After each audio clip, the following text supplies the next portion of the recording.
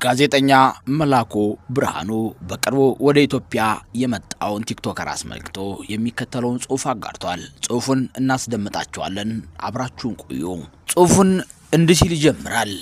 የኔ ምልከታ ይልና የደሃ ሀገር ወጣት አይሾው ስፒድን አይኮርጅም ይልና አይሾው ስፒድ ኮንቴንትለስ ኮንቴንት ይዞ ጥድፊያና ውካታ ወዳድ የዓለም ዜጎችን እያስከተለ ያለ ለጋ ወጣት ነው።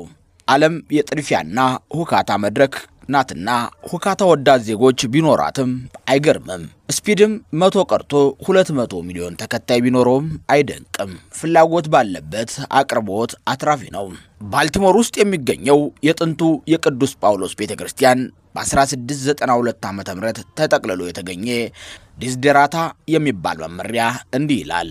በዚህ ዓለም ጥድፊያና ሁካታ ሳትበገር በእርጋታ ኑር ይላል።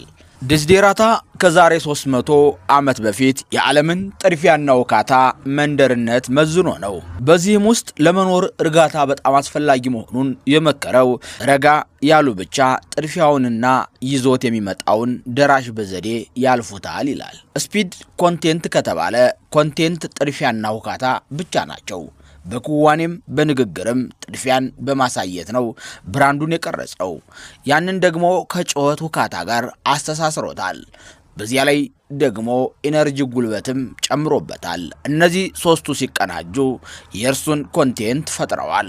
ስለዚህ መረጋጋት የስፒድ መለያ አይደለም። ይጮኻል እንጂ አያወራም፣ ይሮጣል እንጂ አይቆምም፣ ዘፈቀደ እንጂ የተሰተረ ነገር ስቴፕ አይወድም። በተረጋጋ ሁኔታ ውስጥ ምንም መስራት አይችልም። በትክክለኛው የዚህ ዓለም ጥድፊያና ውካታ መገለጫው ይህ ነው። ይህ ልጅ በልጅነቱ ወላጆቹ ስፒድ የሚል ቅጥያ ስም አወጡለት አለ ነገር ይመስለኛል። በተፈጥሮ ሃይፐር አክቲቭ የሚባል አይነት ሰው እንደሆነም ያስታውቃል። ሰውነቱ የሚያመነጨው የሚያስጨንቅ ኢነርጂ ነው። ያንን ኢነርጂውን በጩኸትና በጥድፊያ ያወጣዋል። እሱን የሚያረጋጋው ይሄው ነው።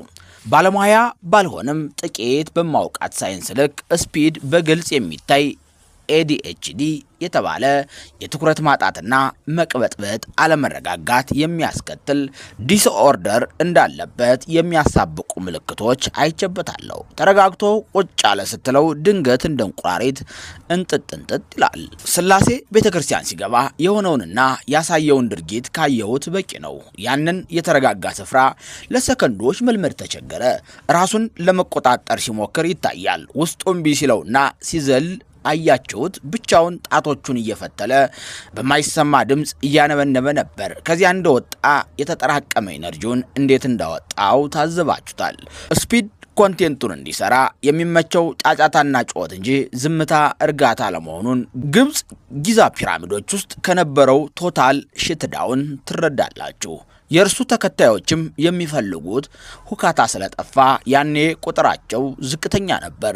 በዚህ ዘመን የሰለጠነ ሀገር ውስጥ በተለይ በምዕራቡ ስልጣኔ ውስጥ ላለ ዜጋ እርጋታና ቁም ነገር ቦታ የላቸውም። ምክንያቱም ያንን የእርጋታ ስቴጅ በትውልድ ቅብብል አልፎት መጥቷል። የህዝቡ ኑሮ ከባህል ከወግና ልምድ አፈትልኮ ወጥቶ በግል አዳሪነት ላይ ተመስርቷል። ማህበረሰባዊ ደንብ የሚባል ነገር የለም።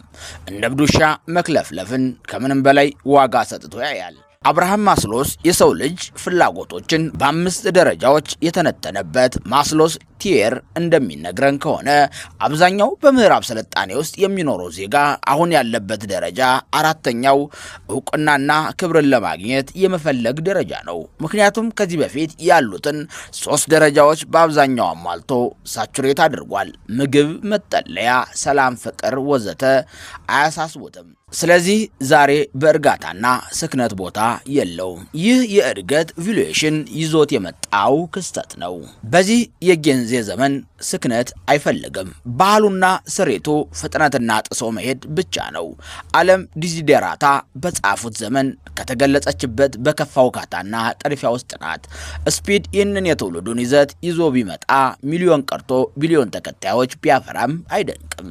እኔ ብዙዎቻችን ካደግንበትና ከኖርንበት ባህልና አስተዳደግ አንጻር አይደለም አዲሱን ዘመን ጥድፊያና ውካታ እያመንኩ ያለሁት ገና ባልደረስንበት ደረጃ ስንንጠላጠል ያረገጥናቸው ደረጃዎች እንዳይክዱን እንጠንቀቅ እያልኩ ነው ያለሁት። ማንም በማይጠቅም የዲጂታል ጩኸት ላይ የተጠለፈውን ትውልድ የምመክረው ይህንኑ ነው። እንዳለመታደል ደንብና ሕግ በሌለባት ሀገር ኢንተርኔት ይዞ የመጣውን ሁሉ አዳፕት እንዲያደርግ ክፍተቱ የተተወ የወጣት ጭንቅላት ስለ ስራ ማሰብ የተሳነው እያየን ነው። ድሆች ነን።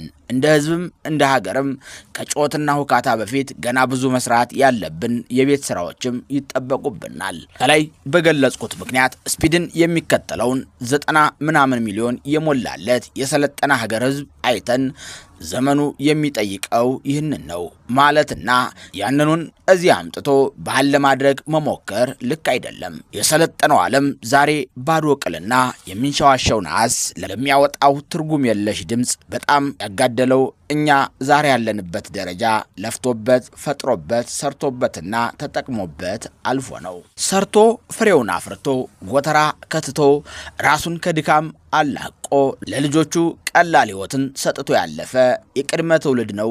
ይህን የአይሾ ስፒድ ተከታይ የሆነው ሚሊዮን ግሪሳ ወጣት የፈጠረው ለብዙ መቶ ዓመታት የፈጠረው አምሮውን አስጨንቆ በጠንካራ ጉልበት ፋግሮ ሀገር ሰርቷል፣ ስርዓትን ገንብቷል። ለሚቀጥሉት ብዙ ዓመታትና እሱና ትውልድ በሚኖሩበት ትሩፋትን አጠራቅሟል። በዚያ ሲያቢያ ዛሬ ጥያቄው አንደኛ ምግብና ሰላም ሳይሆን መታወቅ ብቻ ነው። አይረቤ ጉዳይ ላይ ተጠምዶ የሚታዩት የልፋቱን ገጽ ስላለፈውና የረፍቱ ገጽ ላይ ስለደረሰ ነው። ኢቫሉዌሽን እነዚህ ላይ አድርሶታል። እናም እንዳትሳሳቱ የሰለጠነው ዓለም ህዝብ በጮትና ውካታ ተጠምዶ ስታዩት ስሪቱ ከጅምሩ ይሁኑ አይደለም። መዝናናትን የቅንጦት አድርጎ እስኪቆጥር ድረስ ላውጠብ እስኪል ሰርቶ ኮንፋይንድ ብቻውን አውርቶ ነው ዛሬ በአደባባይ እንደ ውሻ መጮሁን የሚያደንቀውና የሚያዳንቀው ያንን ደረጃ ስላለፈው ነው። እኛ ግን ገና ነን። በአይረቤ የባዶ ቅል ጩኸት ለመሰልጠን ገና ነን። ገና ምግብ አጥተን እየራበን ነው። ገና ሰርተን አጥተን እየደህየን ነው። ገና ትምህርት አጥተን እየደነቆርን ነው።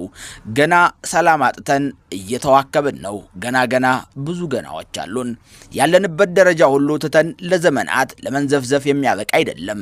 ስለዚህ ስፒድን ምሳሌ ያደረጋችሁ ዘመኑ የቁም ነገር አይደለም፣ የትምህርት አይደለም፣ የሥራ አይደለም፣ የልፋት አይደለም፣ የአቋራጭ ኮንተንት አልባነት ዘመን ነው የምትሉ ሰዎች በዚህ ጠማማ መፈክራችሁ ተውግቡ።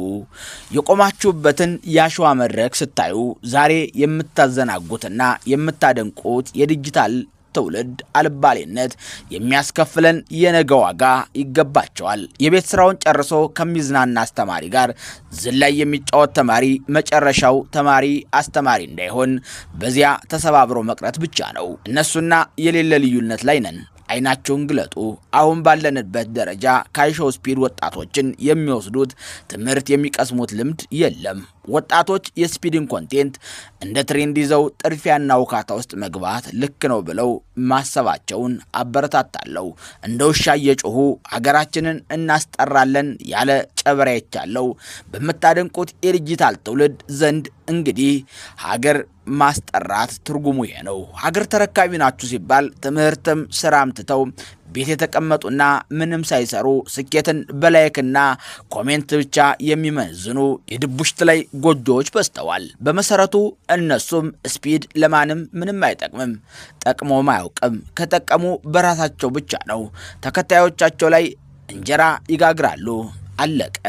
ሀገር የሚያተርፈውና ራሱ የሚተርፈው ትውልድ በዲጂታል ዓለም መማርና ከእርሱ አርፎ የሌሎችን ህይወት መለወጥ የሚችልበት ኮንቴንት ይዞ የሚመጣው የነቃ ትውልድ ነው። ከዚህ ውጭ የደሃ ሀገር ወጣት ስፒድን አይኮርጅም።